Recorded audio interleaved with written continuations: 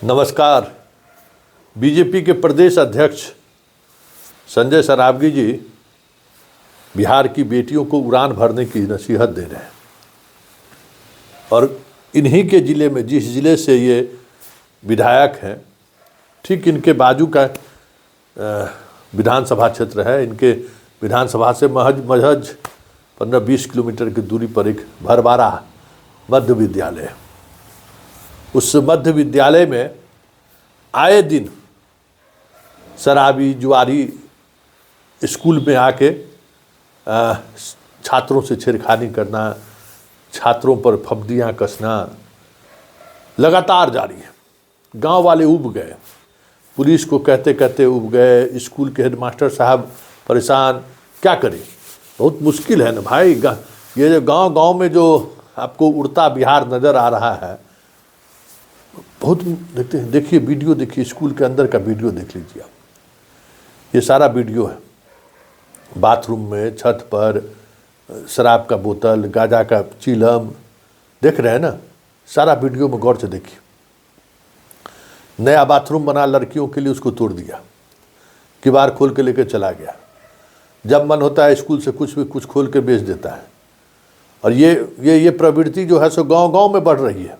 ये जो नशेड़ी का जो गांव में ग्रुप बना है, उसको पैसा कहाँ से लाएगा।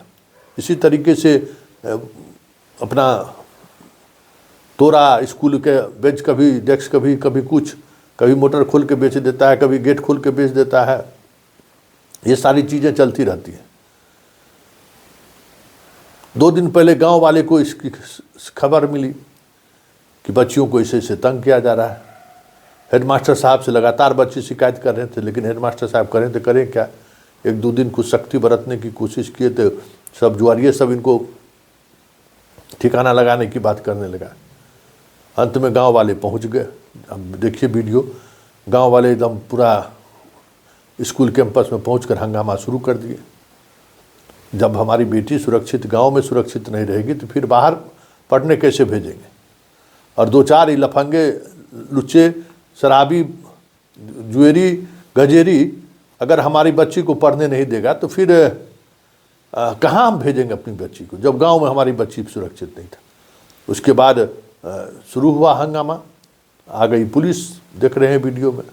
पुलिस के आने के बाद जो है सो थाना प्रभारी अपने बयान पर, हेडमास्टर क्यों बयान पर FIR दर्ज करेगा। सबको पता है ना कि बिना पुलिस के संरक्षण की सब थोड़ी होता है। नीचे लेवल का जो पुलिस पदाधिकारी है, सबको पता है कि कौन क्या कर रहा है। अंततः पुलिस को खुद अपने बयान पर FIR दर्ज करना पड़ा है, क्योंकि सरकार में देख ही रहे हैं, DGP से लेके होम मिनिस्टर तक रोज़ाना कहते हैं कि फब्दियाँ कसना या फिर लड़कियों पर चिटाकसी करना, ये जो मजनू सब घूमता रहता है। आज भी DGP कहे हैं कि हम कार्रवाई करेंगे, और देख लीजिए क्या स्थिति है।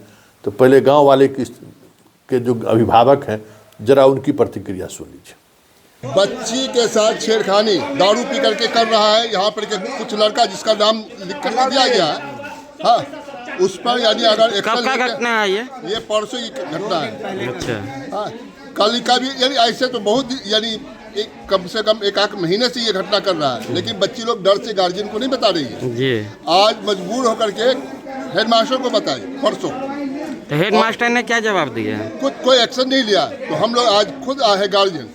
112 को बुला के हम लोग शिकायत दर्ज। ये कौन है? 112 नहीं, गश्ती वाला गाड़ी, गश्ती वाली गाड़ी। प्रशासन को सूचना आप लोग दिए थे? हम लोग यहाँ जब आए तो यहाँ के जो यानी हेडमास्टर का जो यानी असिस्टेंट था, वो बोला कि हम ये सूचना थाने को दे चुके हैं 1-1.5 महीना पहले, लेकिन कोई एक्शन नहीं हुआ। अच्छा, स्कूल आवर में ही ये घटना हुआ है? यहाँ स्कूल आवर ही में होता है। कब का घटना है ये? परसों का घटना है। तब प्रतिक्रिया सुन लिए कि गांव वाले कितने गुस्से में हैं और क्या क्या हो रहा है स्कूल में। ये कोई एक स्कूल नहीं है, हर स्कूल की यही वानगी है। जहाँ गांव के बाहर इस तरीके की स्कूल, अमूमन गांव के बाहर में स्कूल है सब जगह, तो वहाँ यही स्थिति है कि गांव स्कूल के जो भी लफुआ लफंगा है।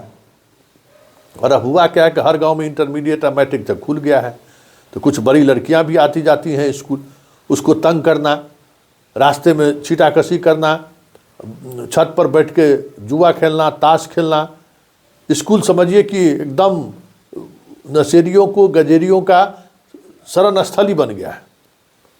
तो जरा सुनिए वहाँ डीएसपी क्या कह रहे हैं, जरा उनकी भी बात सुन लीजिए। स्कूल से जो लड़कियां जाती थी, स्कूल से बाहर निकलती थी, तो रास्ते में कुछ लड़के उन लोगों पर फपतियाँ कसते थे।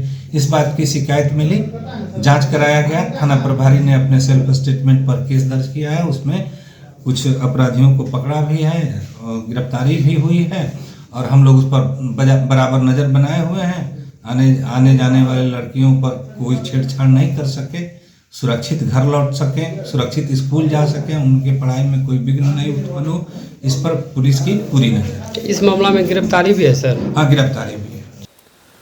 सुन लिए डीएसपी साहब क्या कह रहे हैं।